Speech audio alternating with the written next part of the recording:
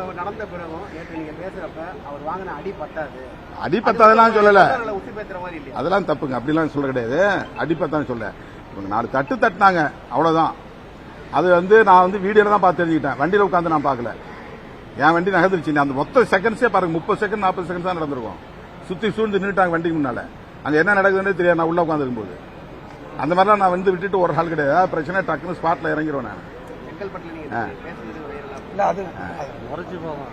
அது வேற டைமென்ஷன் சொல்றாங்க. அதாவது என்ன, ஏங்க ஒரு கட்சி தலைவருடைய ஏங்க அடங்கமருங்கிறதுக்கான முழக்கம் வேறுங்க. அது நான் கிட்டத்தட்ட 35 வருஷமா சொல்லிட்டு இருக்கிறேன். அவங்களுக்காக சொல்லல. ஒடுக்கப்பட்ட மக்கள் அனைவரும் இது மாதிரி ஒடுங்கி கிடக்காதீங்க, கேஸ் போட்டானாக்கா பயப்படாதீங்க, யாராவது உங்களை மிரட்டாண்டா பயப்படாதீங்கன்னு சொல்றதுங்கிறது அது ஒரு அரசியல் முழக்கம். அது யாரும் ஒரு குறிப்பிட்ட சாதிக்கு எதிரானது இல்ல, ஒரு சமூகத்துக்கு எதிரானது கிடையாது. அது உலகம் முழுக்க பொருந்தும், எந்த சமூகத்துக்காக இருந்தாலும் அது பொருந்தும். செங்கல்பட்டுல நீங்க என்ன சொன்னீங்கன்னா, அவர் எதுவாக இருந்தா நான் என்ன சொன்னா, அவங்க யாரும் திட்டமிட்டு அடிக்கல. அவன் முறைக்கிறான், திரும்ப முறைக்கிறான். எஸ்கார்ட் போலீஸ் சொல்றாங்கல்ல, தம்பி ஒதுங்க, ஒதுங்கிருக்கலாம்ல. அதுக்கு அடுத்து இருக்கிற தம்பிகளாம் ஒதுங்க சொல்றாங்கல்ல, ஒதுங்கலாம். அப்ப என்ன நோக்கம்? வண்டி மோதி கீழே விழல, இல்ல வண்டி மோதி ஒரு ஏதாவது ஸ்கிராட்ச் இருக்கா காட்டுங்க, ஒரு டெஸ்ட் எடுங்க. இந்த வண்டி அந்த வண்டி மோதணுங்கிறதுக்கு ஏதாவது பெயிண்ட் ஒட்டிருக்கும்ல. எந்த இன்வெஸ்டிகேஷன் நடக்காத போது வண்டி மோதிதுன்னு ஏன் சொல்லணும்? அப்ப ஒரு சமூக பதற்றத்தை உருவாக்குறதுக்கு முயற்சிக்கிறாங்கல்ல, அந்த டிவி மட்டும்தானே அதை செய்யுது.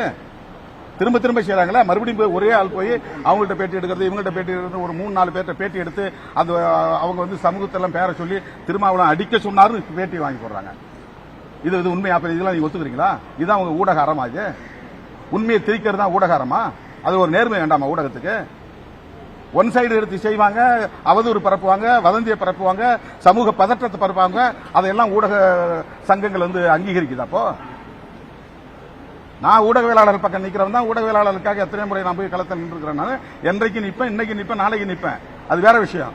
ஆனா ஒன் சைடு எடுத்து வேலை செய்யக்கூடிய ஊடகங்களை நீங்க எப்படி அங்கீகரிக்கிறீங்க?